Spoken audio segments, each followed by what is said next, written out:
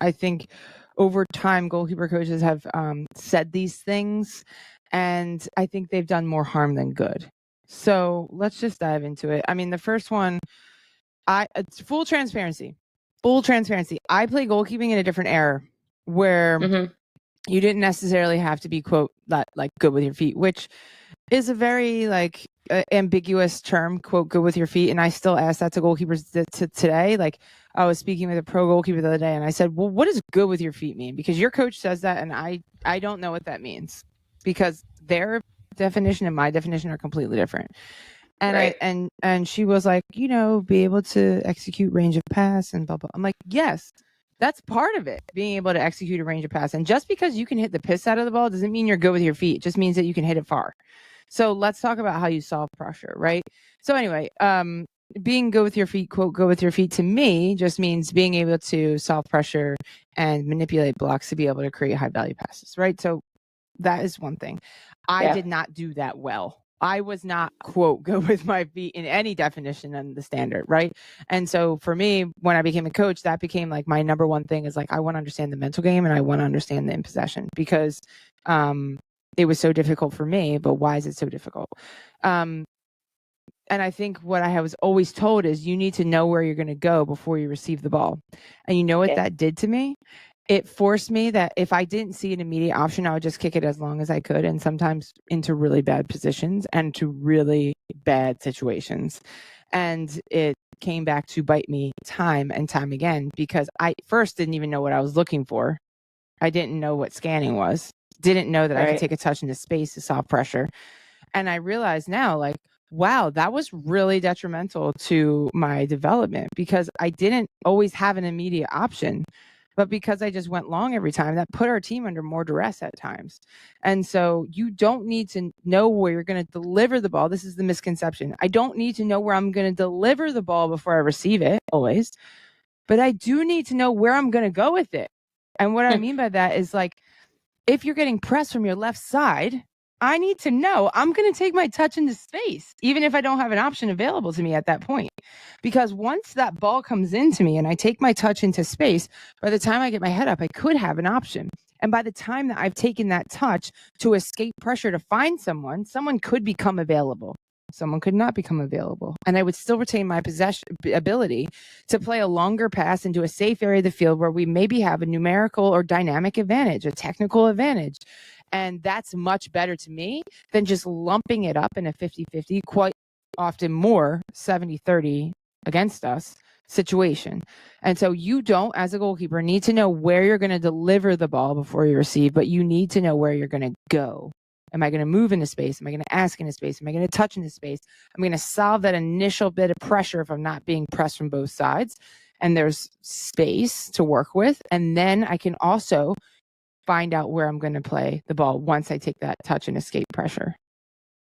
Now, that's one thing, okay? So you hear me, you're like, yes, okay, good. I'm feeling good. I want to solve pressure. I want to solve pressure.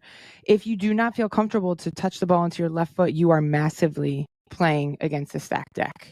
You are playing with one hand tied behind your back as a goalkeeper if you can't play with your left foot. So I beg you to spend 5 to 10 minutes, 2 to 3 days a week, just working on your instep strike with a partner, spilling the tea before training or after training.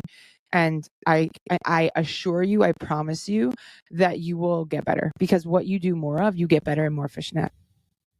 I like that it was alongside spilling the tea. Also, you couldn't help yourself but give a little bit of like a tip or a trick. Hey, here's what you should do if that's you. If you're listening and that's you.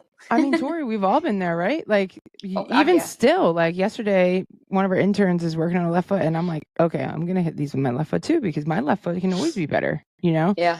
And just spending 5 to 10 minutes, and it's not even like arduous work. It's just intentional, deliberate work. 5-10 minutes. Like, I'm going to put that out of my calendar and I'm going to put it into this, because I want to feel more confident and I don't want to leave anything on the table, and I don't want to be limited in any way. And you can self-organize while doing that. Like, you don't need your coach there. I can say, okay, it trailed off to the left. I probably hit it here. I popped it up and I didn't want to. I probably connected underneath. So that ability to develop self-organization skills is also, I think, imperative to being a goalkeeper at whatever your next level is. Yeah. Which brings us to our next point. So when I was playing, I wanted to consider myself a playmaker, but I was not in any stretch or any capacity. I was okay with my feet. I could deliver any pass anywhere on my right foot, but you could. I didn't know. I didn't know how to get it there. I didn't because I couldn't solve pressure. And I oftentimes played it into situations where the pass looked good, but once the ball got to someone, they couldn't do anything with it, right? And I had said, I want to be a playmaker. And the goalkeeper coach I was working with is like, you're not a playmaker. We don't want you to be a playmaker. And I was like, okay, I understand that. I get that. You don't want to assume risk in possession. And we have other players on the ball who are actually good playmakers, right? But I reflected back on that and I was like, who wouldn't want 11 playmakers on the field, right? Any 11 of them could play make. And we just saw it more recently with Manny McGlynn getting an assist, right? Why can't all goalkeepers be playmakers? And I realized we could, but we aren't because we don't have the capabilities always. And so in that position, my coach was right. I wasn't a playmaker because I didn't have those capabilities. But the more competent and confident you feel in possession, I do believe that we can be playmakers and we can dictate that first wave of attack. We can get assists. We can play balls that, are between lines and are really high value and are setting us up for success, maybe higher up the pitch. And I can induce a fake transition moment by getting the opponent to step onto us into a press, and then I can bypass that press and get a 3v3 higher up the field, right? Why can't I do that? We can.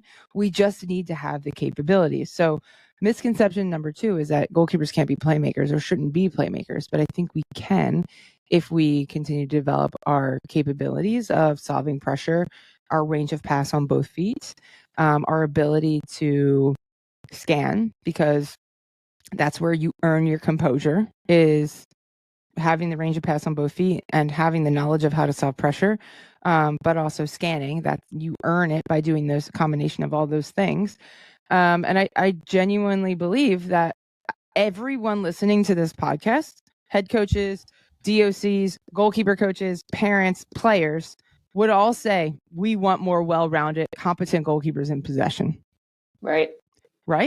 And I think we can be that if we take the time to develop those skills. Because I think.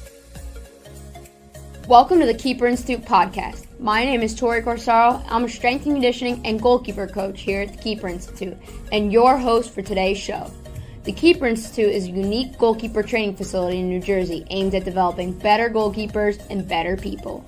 On this podcast, we will be discussing all things goalkeeping, character development, and more.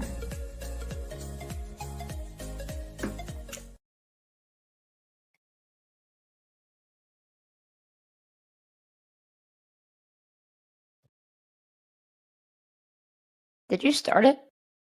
I did. You did. Welcome back to another episode of the Keeper Institute podcast.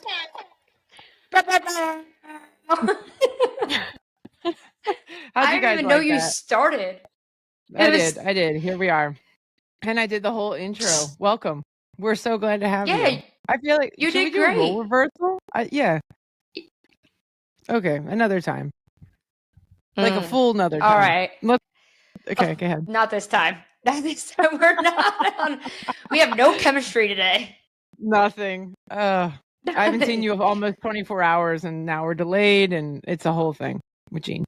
That's got to be the problem, is the lack of seeing each other, because usually we're just attached to the hip. Wait till the summer, guys. It's still spring, so schedules are crazy, but soon we will both be living at TKI.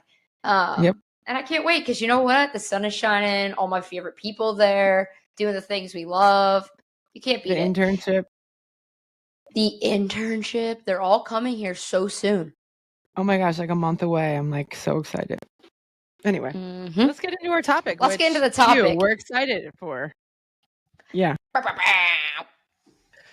All right, Tori, I came up with this podcast idea because I was just thinking about coach education and how there needs to be more coach education in our country. But until then, what do?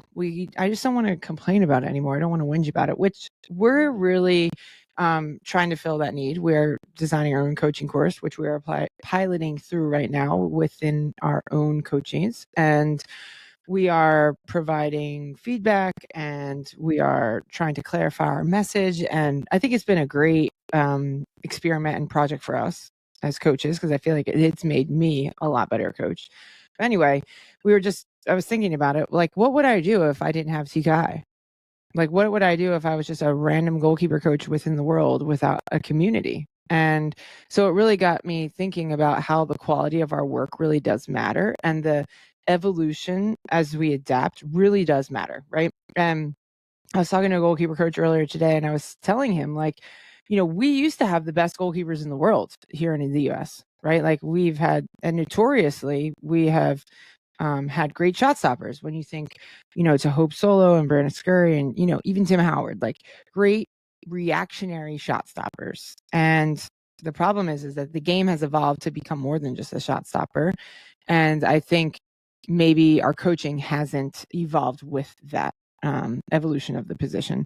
And so we are still developing great shot stoppers, but we need more well-rounded, competent goalkeepers, which I think everyone would agree that we want goalkeepers that can play in a multitude of different ways, because then it adds and lends to more unpredictability. And when you're an adaptable, flexible problem solver, whatever the opponent does, you can have a solution for, or figure out a solution for. So it really got me thinking of, like, if I was a normal person out in the world without a TKI community, how would I develop myself by myself?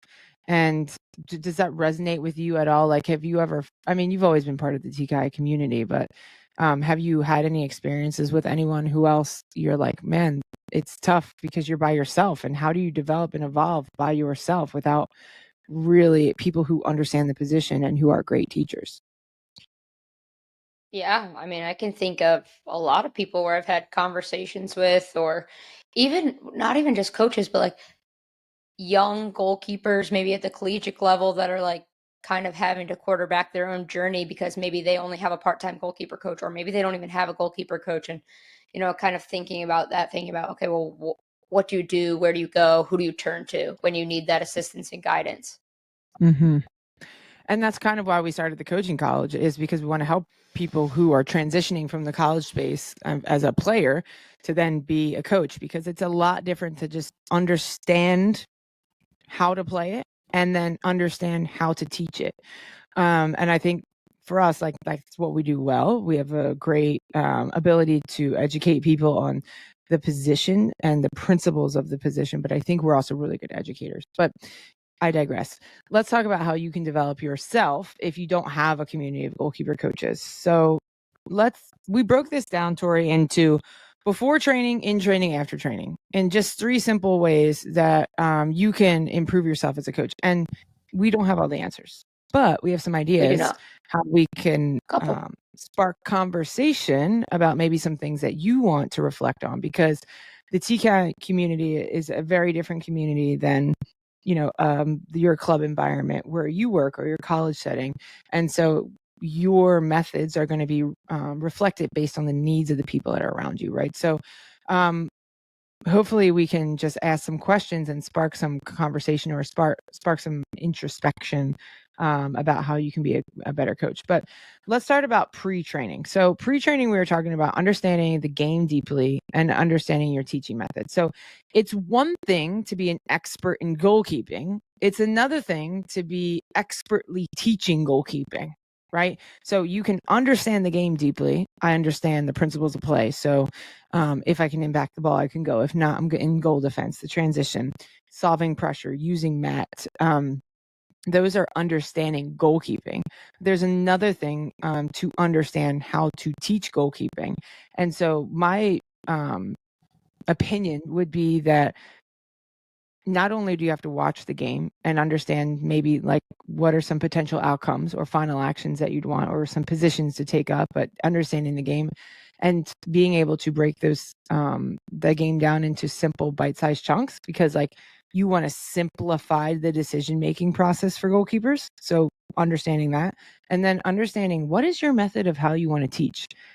There's no maybe right or wrong way, but you definitely want to have a method in how you teach, so that you can reflect back on that and be like, is this working for the goalkeepers I get to work with, or is it not, and I need to adjust? For us, we have our own principles. We've broken the game down into 5 tasks. We've broken those into sub-principles. And then we use something called the constraint-led approach, which simultaneously allows us to work on the final actions and the execution while also the decision-making process as well, and developing character and resilience and all that. Yeah, I mean, I think when you think there's not much to add to that. It's you have to have an idea, right? Like, I don't know many people who are like, I'm going to become a career coach that don't have a passion and a desire or some previous knowledge of the game, right? So you have to know the game to be able to teach the game. But I think it goes beyond that, and it becomes, okay, I need to know the game well enough to teach the game. I have to know the game well enough to be able to explain the game to someone who's brand new, but also talk about it so advanced that I could help someone who maybe is a pro. So kind of just deepening your knowledge in that regard, but then take it a step further and say, I have to be able to educate people wherever they're at and meet them where they're at to help them be effective problem solvers. Yeah, I think maybe this is one of the biggest hurdles for coaches, is that there's not a lot of time. Like, you don't have that much time to develop yourself and read and listen to podcasts. And I mean, you're listening to this, so maybe you do have time, but I think that it's really important for us to like carve out time each week to read a little bit more on a book about skill acquisition, or understand a bit more about teaching methods, and not just understanding how you would execute a front smother, but how do we lead people to discover and guide them and their attention to what's actually important and how to be able to execute these things. So for me, I listen to podcasts every week. There's Rob Gray podcast that I listen to, Transforming Basketball podcast that I listen to. There's so many podcasts on skill acquisition, the talent equation.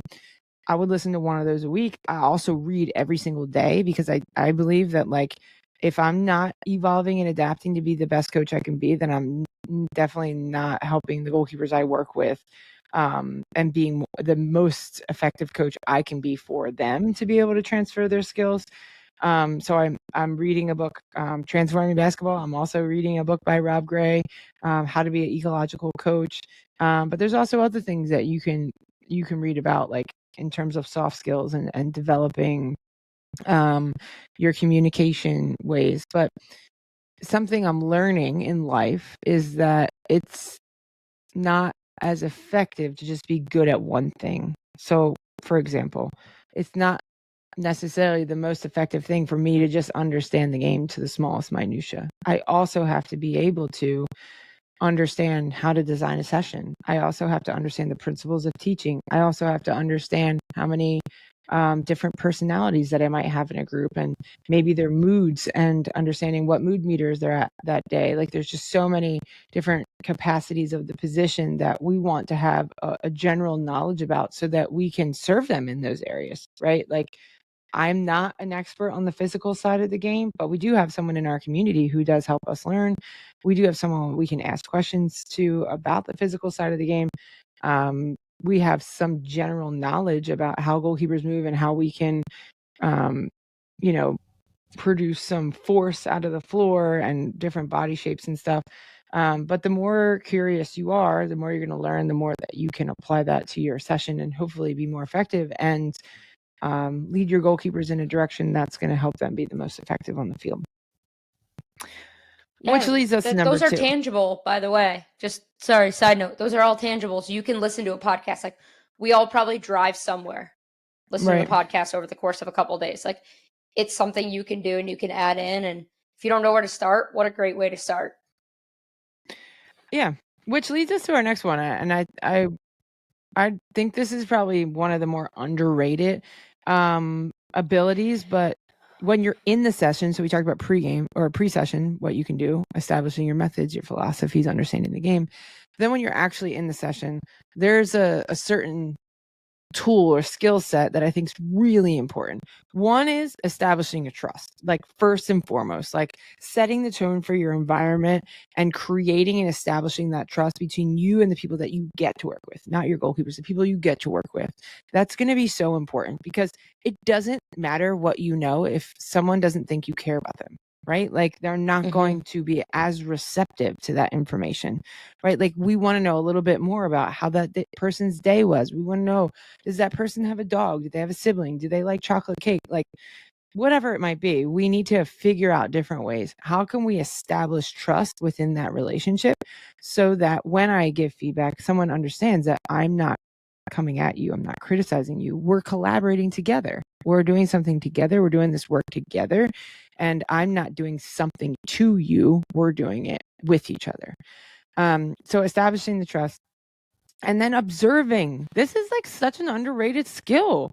Observing like what's happening in the session and not just thinking about what's my next thing that I'm going to do, what's my next thing I'm going to say, but actually watching the session, actually seeing what is occurring and how can I change what I'm seeing or change the exercise based on what I'm seeing. So observing, we're so quick to talk, we're so quick to tell.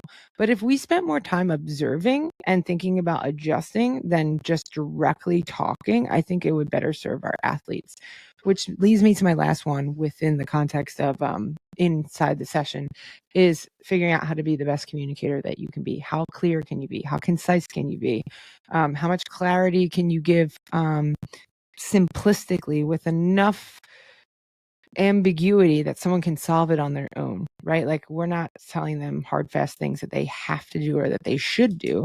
Maybe bringing some attention to things that they could do or different ways they could solve problems. So establishing trust, observing, communicating. In our session, those are 3 things that you can do better that will probably maximize your training. And really, for me, this all comes back to point number 1 of educating yourself on being an educator. You have to learn how to teach. You have to be a teacher of these skills. Like you're not a coach, you're a teacher. And it's about getting your lessons or your technical, tactical input across in a way that is effective. And like we talk about, how can goalkeepers be effective problem solvers? Okay, how can we as a coach be an effective problem solver? And I think focusing in on those 3 things you just gave is like some of the first steps. Mm-hmm. All right, so we got pre-training, we have during training, now post-training. Really fine-tuning your reflection. So whether that is taking notes on how the session went, taking notes on different constraints that you use within the session so that you're like, wow, that really worked and I can't wait to try that with so-and-so, or asking for feedback. I think this is sometimes a hard one, especially when we don't want to hear the answer. This was something that I faced a couple weeks ago where the session was terrible. It was a disaster. And I asked for feedback. And I knew as soon as I opened that door that it was, my ego was going to hurt, right? Like we all have an ego. And that I became a bit defensive about my session that I put on. And luckily, obviously it was with a goalkeeper that I have a really strong relationship with and a strong connection with. And so we went back and forth in a really respectful way, but it was definitely enlightening to me. And it allowed both of us to have a space to say what our needs are and for them to say, we needed more support with this. And for me to say, I was trying to support you and I chose a different way to support you. So it really was, though, it was like great because at the end of the day, I think next time that situation occurs, I can check in to be like, hey, what do you guys need right now? Instead of just kind of solving it in the way I think they need, I can say, hey, how are you guys feeling right now? And what do you need? And can we find compromise in what your needs are and what I need from this session as well? So not only did that bring some awareness around places that I could get better, but it also continue to deepen the trust between both parties to say, I hope that I created a space where the goalkeepers were like, she wants to hear what we have to say. Our voices are important and we feel safe enough to say our truths. And also we can have a conversation because ultimately it is about our development. So I think if you would sum that up in reflection, that that would typically come down to character, right? Like, am I regulated enough to hear negative feedback? Am I open to hear feedback? Am I brave to even ask goalkeepers for that feedback? And at the end of the day, am I receptive to that feedback? Am I willing to like hear it and let it sink in and allow it to make me a better coach? Which I think sometimes people are kind of shocked that we ask goalkeepers, well, all right, we debrief about their performance, but like debrief about my performance as a coach, right? And we had someone come work our camp a couple summers ago, and she was like, I can't believe you opened the door for criticism. Like you opened the door for them to criticize you. And I was like, but I don't see it as criticism. I see it as an opportunity for them to voice their opinion and allow their needs to be met, and also for me to hear them so that I can adjust and meet their needs, right? And she was like, but if you take it, and I was like, no, we're in a safe place. We have established a really good trust here. And I know that their feedback is just allowing them a voice and a narrative. And because this is about their journey, it's not about me. Right. Yeah. Do you do that with your goalkeepers?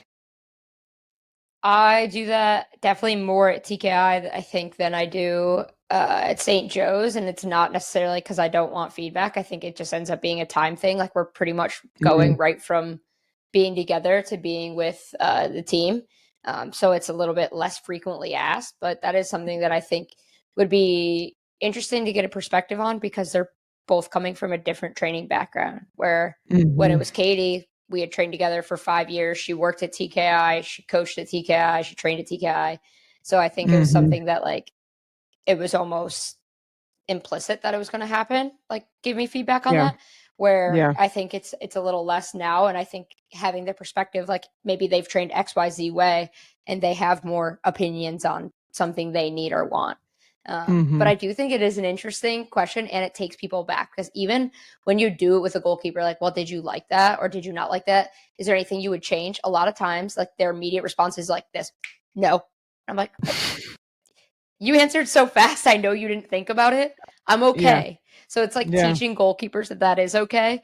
But it does help, because we give them feedback. We debrief them at the end. Like you said, right? Why can't we get better? Like that is part of quarterbacking your development, is being able to take in and receive that criticism that might ultimately help you, or at least at the bare minimum, change your perspective on something.